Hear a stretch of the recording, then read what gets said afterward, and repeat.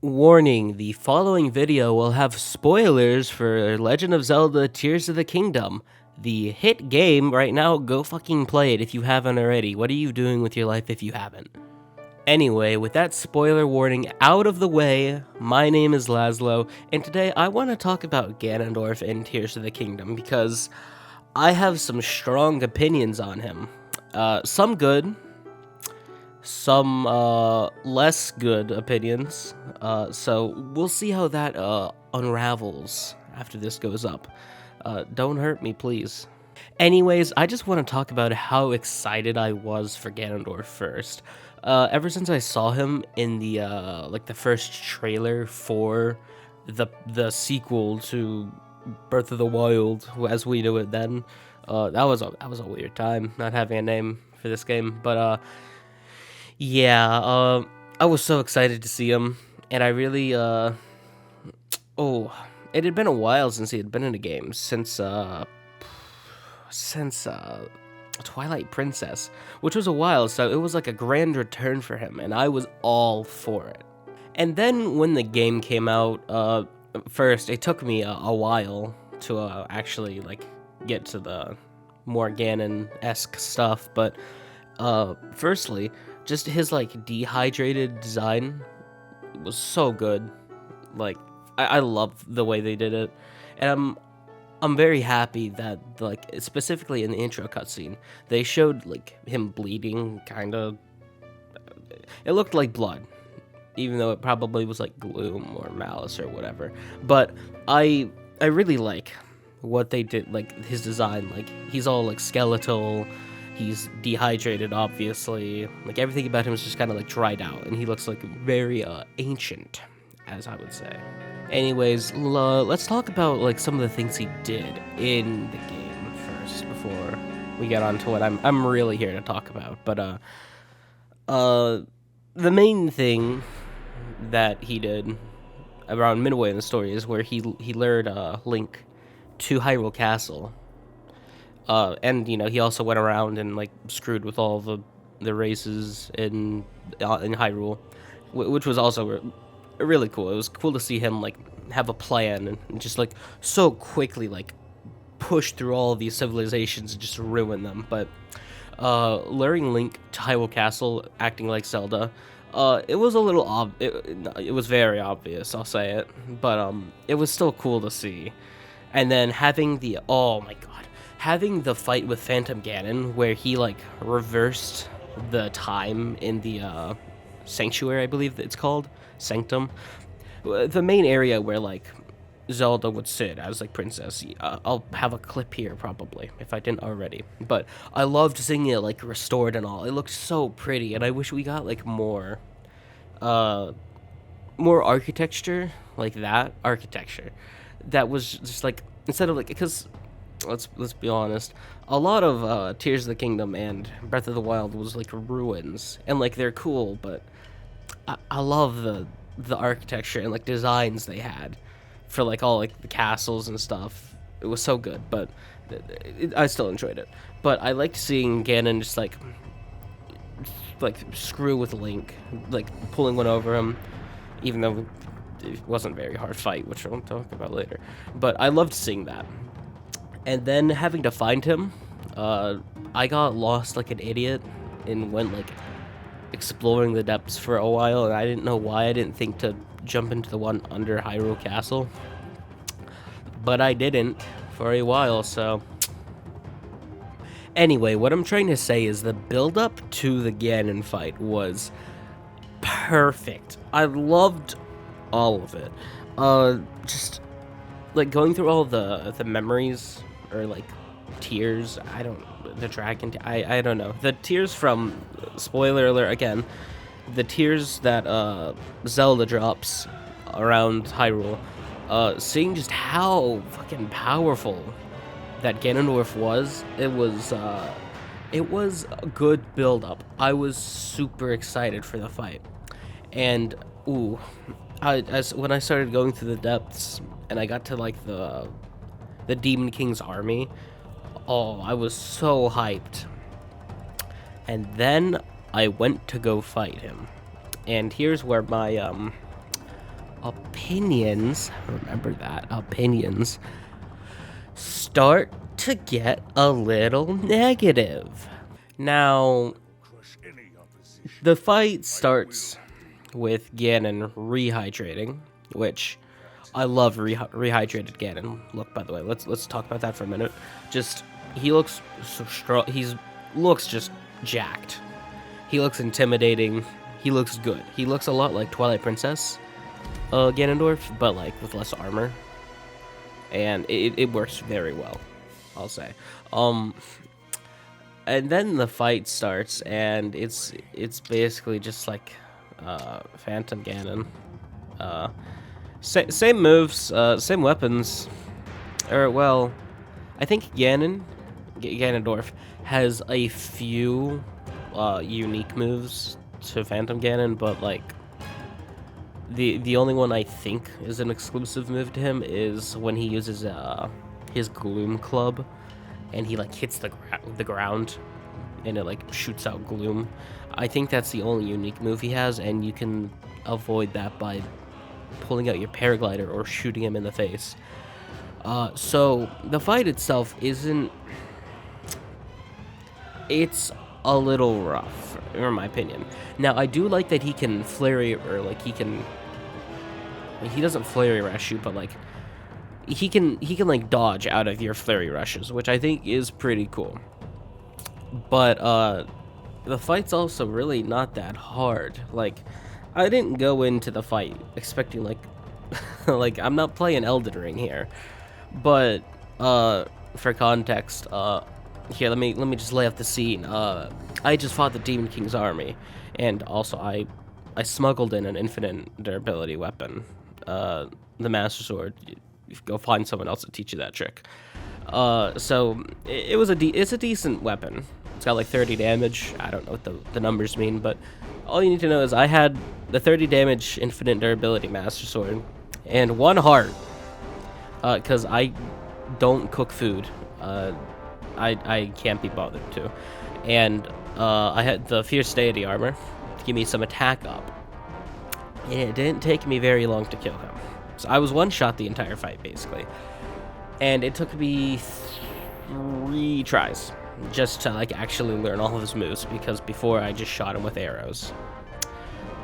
But like, it still wasn't a hard fight. Like, it was super easy. Which was really sad, because he was built up so much to be, you know, some just like beast. But I could excuse that, alright? But after the what you call that, third phase or second phase? After you beat, okay, so I don't know like what phase you would call it. I'm gonna call it the third one. After you like beat him up some more, he decides that this is the final moment. Everything relies on this. I will give my body and mind to kill you, Link.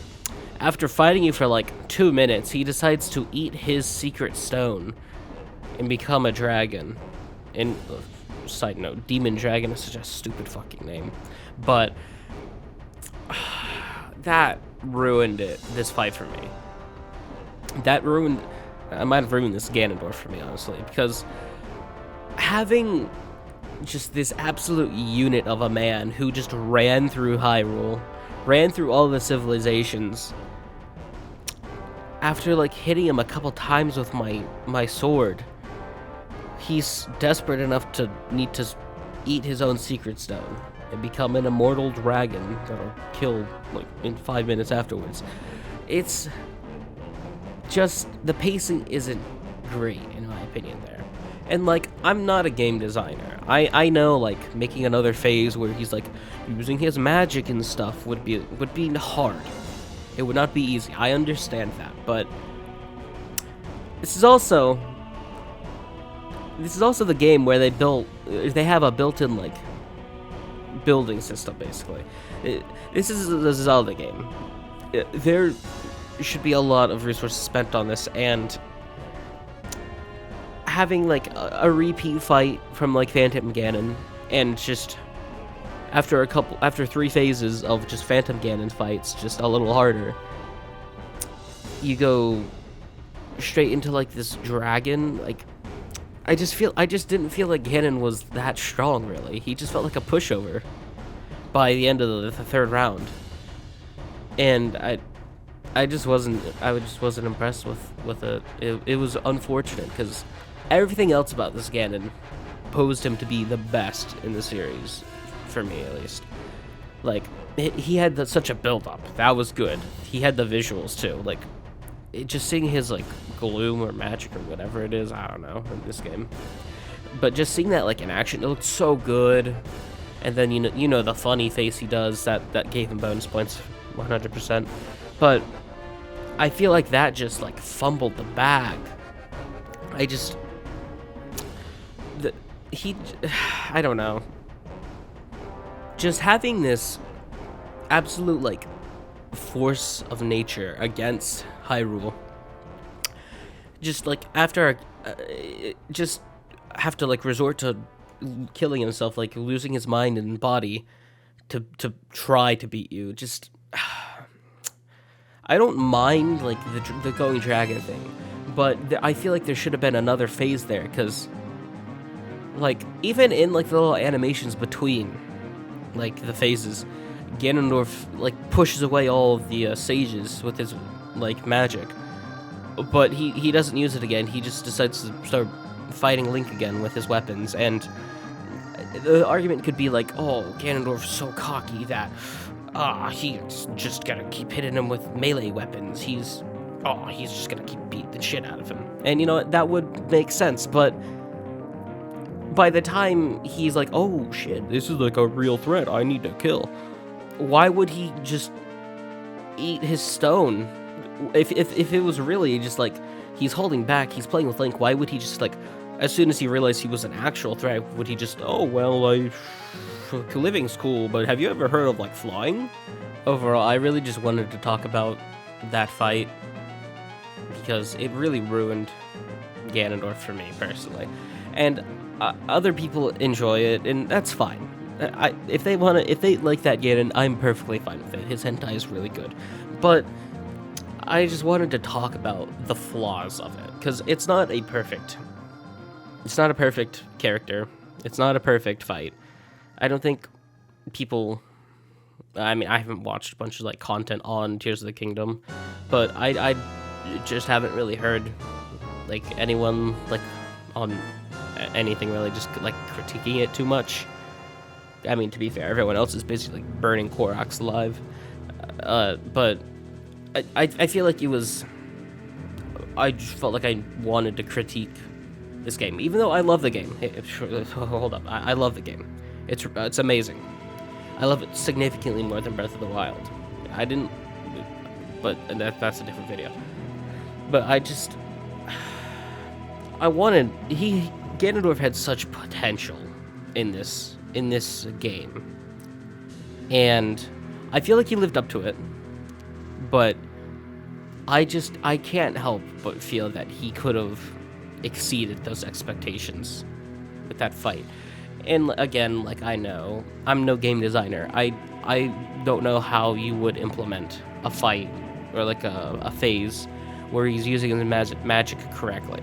But again, this is the Zelda series. Bosses are like some of the highlights of these games, and this was like the big one. This was like the biggest Zelda game to date. Rob, don't quote me on that. I'm pretty sure it is, but don't quote me on that. So it's just, I feel like that fight ruined it for me. But you know, let's talk about a lot of the positives, because don't get me wrong, there's positives. I love this game. Specifically, the thing I want to talk about is the use of his magic. Oh my goodness. I'm gonna have a scene. The specific scene where Ganondorf is using like his gloom to like shoot into the air after he like, spoiler alert again, killed Sonia. Oh my goodness, it looked so good. It looked so anime. I loved it. But it just looked so powerful. It looked so intimidating. It just looked beautiful. I loved the coloring. I loved the way it moved. Just It looked so good. And then his transformation, Demon King Ganondorf, it's fine, but like, I don't know. It's not my favorite. To be fair, I think the TV I played it on, the color balancing wasn't the greatest, because on my on my TV, his teeth looked black, and I couldn't take him seriously. Or like it was like a dark yellow, so I couldn't take him seriously when I looked at him. And then he had like baggy pants, which I wasn't like that much a fan of. But you know, I did like the design. So I mean, overall, yeah, I think he looked cool. Yeah. And then his power, like again, it just looks so cool seeing it move around. And specifically calling out the coloring of the Gloom or Malice, whatever. I don't know the difference. I don't know why they changed it to Gloom.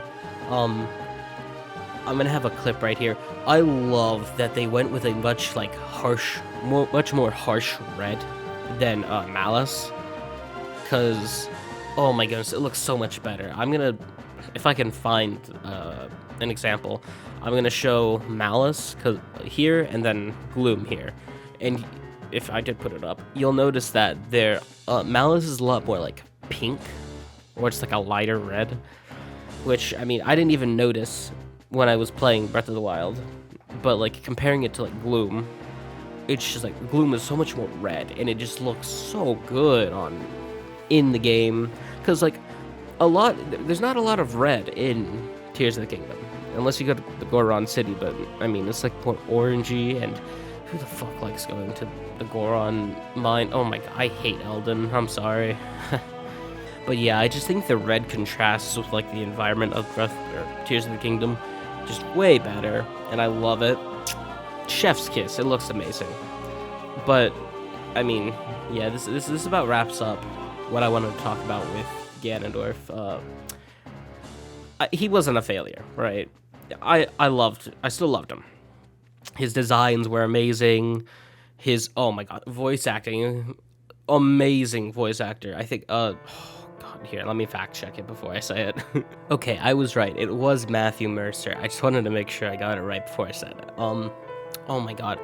Amazing voice acting by Matthew Mercer. He's fucking everywhere. I love the fact that he voices Jotaro too, because I like JoJo, and Zelda's now a JoJo reference. Get fucked. But yeah, voice acting was amazing on his part. I loved it, but yeah, I love this Ganondorf, but I wouldn't say he's my favorite. I don't have a tier list in my heart or head, but he